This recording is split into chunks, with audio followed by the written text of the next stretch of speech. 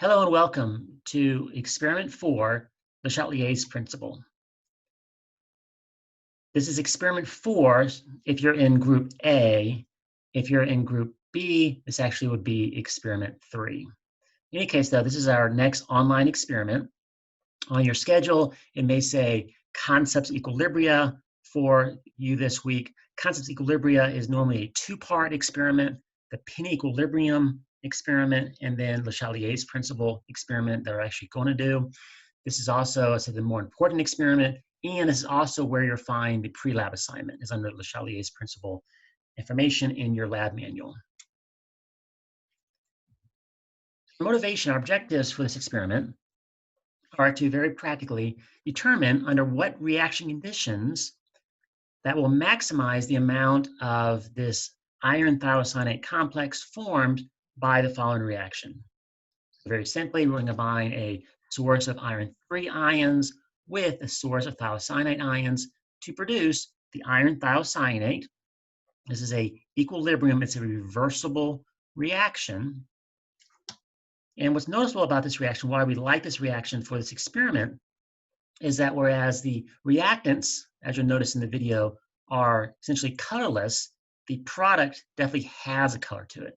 So we can use and observe the intensity of the color as a way of determining whether that particular experimental condition caused the reaction to produce more of the product if the color became darker or more intense, or less of the product if the color became less intense or lighter. And the idea is we want to demonstrate in this experiment what's called Le Chatelier's principle. If you haven't talked about this yet in your lecture, it's the Le Chatelier's principle can be stated like this, that if a stress or disturbance, sometimes referred to as, is applied to a reaction at equilibrium, then we can predict how the reaction will respond.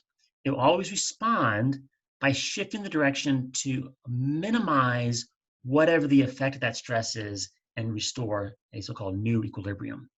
So the idea is that if we have a reaction equilibrium, and if we add, let's say, reactants to this equilibrium, then now we have too much reactants compared to how much reactants we should have at equilibrium. As a result, then the reaction will shift to the right, away from the reactants, produce more products, and then consume some of those added reactants. Likewise, if we have a reaction, if we add products to the reaction at equilibrium, now we have too much product, it'll shift to the left in order to reduce that amount of added product and then consequently form more reactants. So when we say shifting in the direction, we mean either shifting right away from the reactants and towards the product side. Shifting left means away from the product side and towards the reactant side. And then no shift or no effect means that there's no noticeable difference in the equilibrium composition. If we want to try to stress this equilibrium, determine under what conditions can we produce the most of this product. In other words, under what conditions can we force this reaction to shift as far to the right as possible.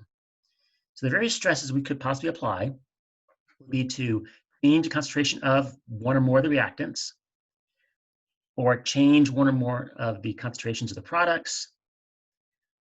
Not relevant here, but if there are gases part of our equilibrium, we could change the partial pressure of the gases.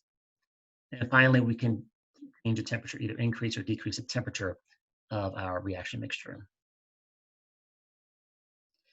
Our procedure, in very generic form, outline form, is we want to create a controlled solution of iron thiocyanate in equilibrium with its individual ions, iron ions and thiocyanate ions. So as we see in the video, we'll just combine a known volume of a known concentration of an iron 3+ source and with a known volume and known concentration of a thiocyanate source to create the iron thiocyanate. We'll have a control solution, a distinctly colored control solution. Please make sure that you take note of the color of this control solution, and then look ahead to the, not necessarily the next experiment, but perhaps the next experiment after this. It's called equilibrium constant of a complex, where we need, it's a pre-lab assignment that's going to refer you to the color of this solution. So it's a highly colored solution.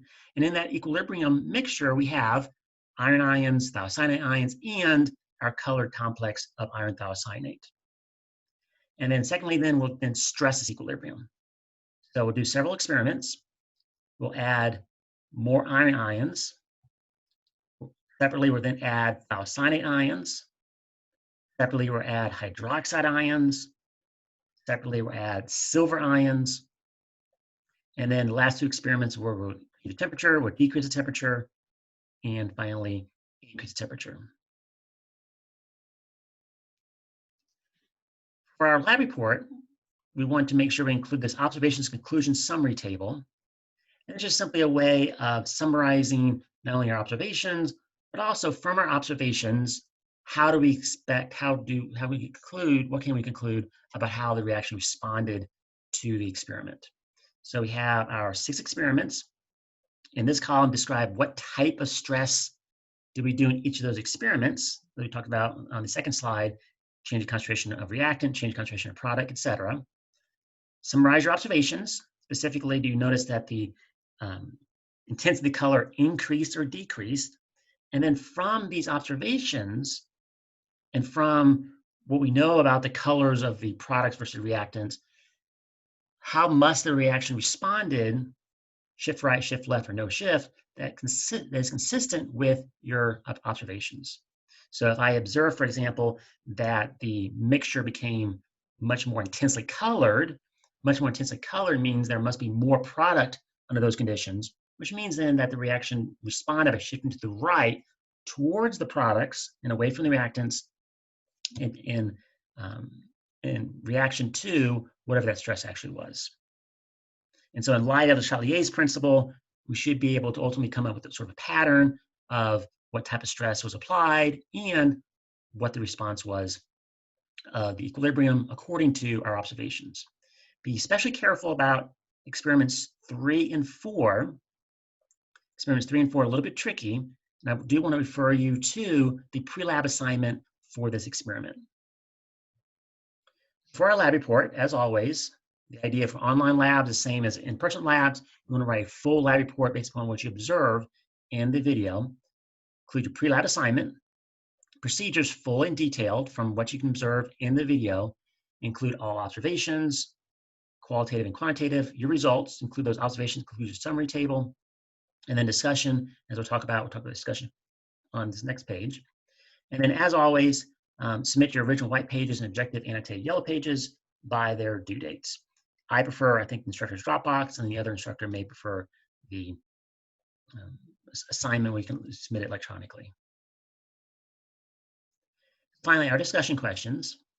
First, it's upon what we observed in the video, under what reaction conditions will maximize the amount of the complex, the color complex. Essentially, the answering the question a day. Don't forget part of this, don't forget the temperature experiments and what we learned from the temperature experiments. Also, based on the temperature experiments, describe whether the formation of this complex is endothermic or exothermic. Think about what endothermic and exothermic means, and then what type of, how are our observations, are they more consistent with an endothermic reaction or an exothermic reaction? And then finally, describe these 2 experimental errors and/or experimental assumptions, including the impact of these errors and assumptions may have had on the actual results.